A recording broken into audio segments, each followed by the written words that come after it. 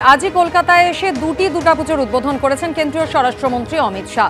আর বঙ্গ সফরে ফের একবার সোনার বাংলা গড়ার ডাক দেন তিনি। পুজোর উদ্বোধনেও 2026-এ বাংলায় পরিবর্তনের আহ্বান। বাংলায় এমন সরকার হোক যারা সোনার বাংলা করতে পারে। আমি মায়ের সামনে এই প্রার্থনাই করেছি, গড়ে উঠুক কবিগুরুর বাংলা। সন্তোষ মিত্র স্কোয়ারের পুজো উদ্বোধনের পর বার্তা দিয়েছেন অমিত শাহ। শাহের সোনার বাংলার বার্তা নিয়ে পাল্টা কটাক্ষ তৃণমূলের। সোনার উত্তরপ্রদেশ, সোনার বিহার, সোনার অসম হলো না কেন? শাহকে পাল্টা আক্রমণ করেছেন অভিষেক বন্দ্যোপাধ্যায়। ভারতের স্বরাষ্ট্রমন্ত্রী অমিত শাহজি আমাদের মাতৃপ্রতিমা দর্শন করে আমাদের মঞ্চে অনুসন্ধান অফিসে আসবেন। তিনি তার মূল্যবান বক্তার তার পূর্ণ সন্তোষ মিত্র স্কোয়ারে आज महान शिक्षाविद और समाज सुधारक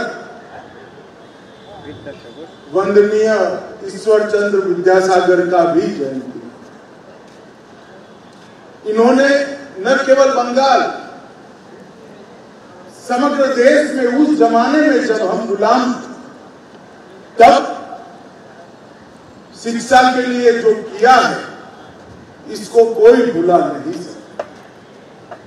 बंगाली भाषा, बंगाल की संस्कृति, बंगाल के व्याकरण और महिलाओं की शिक्षा के लिए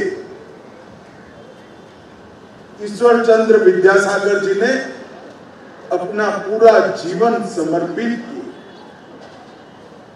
मैं आज हृदयपूर्वक मेरी ओर से और भारतीय जनता पार्टी के करोड़ों कार्यकर्ताओं की ओर से श्री ईश्वर चंद्र विद्यासागर के चरणों में मनपूर्वक प्रणाम करता हूं। বাইরে থেকে যারা এসেছিল এবং উত্তর ভারতের কালচার চাপিয়ে দিয়ে যারা বিদ্যাসাগরের মূর্তি ভেঙেছিল তাদেরকে মানুষ জবাব দিয়েছে। এটা রাজনৈতিক বিষয় নয়।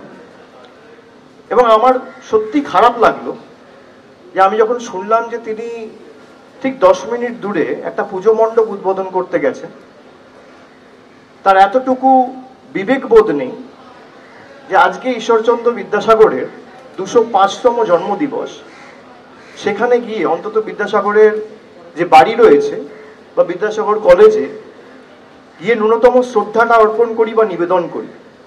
এই কারণেই আমরা এদেরকে বাংলা বিরোধী বলেছি এবং যতদিন এরা থাকবেন বাংলা বিরোধী যে মনোভাব এবং আচরণ এবং দৃষ্টিভঙ্গি এটা মানুষ দেখেছে এবং আগামী দিনেও দেখবে। এবং ঈশ্বরচন্দ্র বিদ্যাসাগর যে আপসহীন লড়াইয়ের সংগ্রাম ইতিহাস জানেননি, না জেনে আপনার নেতৃত্বে যে মূর্তি ভাঙা হয়েছিল এবং তারা আজও বহালতো বিয়েতে বিজেপি করছে, যারা করেছিল তাদের বিরুদ্ধে কোনো উপযুক্ত ব্যবস্থা বা শাস্তিও দলীয় তরফ থেকে তারা নেয়নি। পুজোর উদ্বোধনে গতকালই কলকাতায় এসেছেন কেন্দ্রীয় স্বরাষ্ট্রমন্ত্রী অমিত শাহ। আজকে দুটি পুজোর উদ্বোধন করেন তিনি। প্রথমে সন্তোষ মিত্র স্কোয়ার এবং এরপর ইজেডসিসির পুজোর উদ্বোধন করেছেন, যদিও মাঝখানে কালীঘাট মন্দিরে গিয়ে মায়ের দর্শন করেছেন তিনি। সেই ছবি একের পর এক রেখেছি আপনাদের সামনে। সন্তোষ মিত্র স্কোয়ারের পুজোর উদ্বোধনে যান প্রথমে কেন্দ্রীয় স্বরাষ্ট্রমন্ত্রী, এরপর সেখান থেকে চলে যান সোজা কালীঘাটে, যেখানে মায়ের দর্শন করেন এবং সেখান থেকে এরপর যান ইজেডসিসির পুজোর উদ্বোধনে।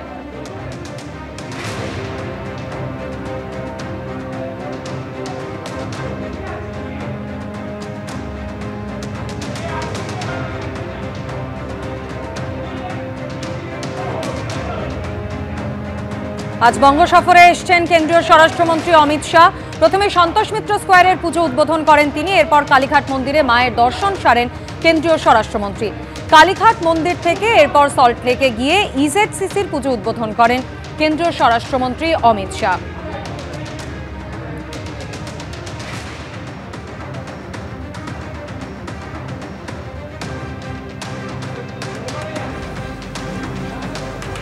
অমিত শাহজি, ভারতের স্বরাষ্ট্রমন্ত্রী অমিত শাহজি আমাদের মাতৃপ্রতিমা দর্শন করে আমাদের মঞ্চে অনুসন্ধান অফিসে আসবেন। তিনি তার মূল্যবান বক্তার তার পূর্ণ সন্তোষ মিত্র স্কোয়ারে আজ কালীঘাট মন্দিরে যান কেন্দ্রীয় স্বরাষ্ট্রমন্ত্রী, সেখানে গিয়ে পুজো দেন তিনি, মায়ের দর্শন করেন। আর কালীঘাট মন্দির থেকে যখন বেরিয়ে আসছিলেন কেন্দ্রীয় স্বরাষ্ট্রমন্ত্রী, তখন তাকে দেখে স্লোগান ওঠে। কালীঘাটে পুজো দিয়ে বেরোনোর সময় অমিত শাহকে উদ্দেশ্য করে স্লোগান দেন কয়েকজন, জয় বাংলা বলে কেন্দ্রীয় স্বরাষ্ট্রমন্ত্রীকে উদ্দেশ্য করে স্লোগান দেন কয়েকজন, পাল্টা ভারত মাতা কি জয় এবং জয় শ্রীরাম স্লোগান দেন বিজেপি কর্মী সমর্থকেরা।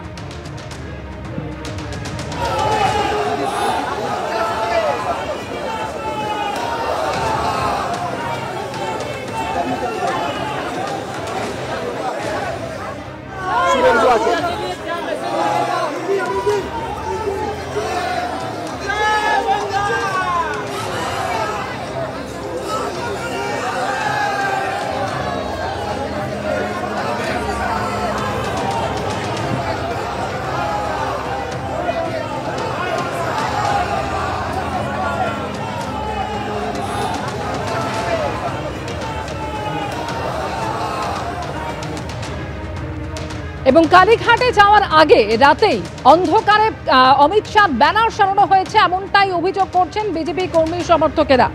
এবং যেটা জানা যাচ্ছে যে অমিত শাহকে স্বাগত জানাতে কালীঘাট মন্দিরের আশেপাশে বিজেপির তরফে ব্যানার লাগানো হয়েছিল এমনই দাবি করেছে বিজেপি। তবে কে বা কারা ওই সমস্ত পোস্টার ও ব্যানার খুলে দেয় এমনই অভিযোগ বদলে ওই স্থানে মুখ্যমন্ত্রীর বেশ কিছু ব্যানার লাগানো হয়েছে বলেও অভিযোগ করেছে বিজেপি। কালীঘাট থানা ইমেল মারফত এই নিয়ে অভিযোগও জানানো হয়েছে, যদিও পরবর্তীতে ফের বিজেপির তরফে বেশ কিছু ব্যানার লাগিয়ে আনা হয় ওই একই স্থানে। পাল্টা গোটা ঘটনাকে বিজেপির গোষ্ঠীদ্বন্দ্ব বলে কটাক্ষ তৃণমূলের।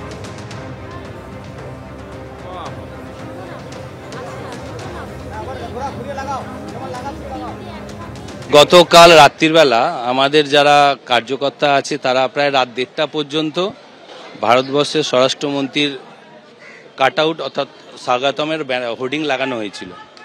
কিন্তু আমরা দেখলাম হট করে ভোরবেলা যে আমাদের এই Kali temple road, SP Mukherjee road, বিভিন্ন জায়গায় যে কাট আউটগুলো ছিল সেইগুলো নেই।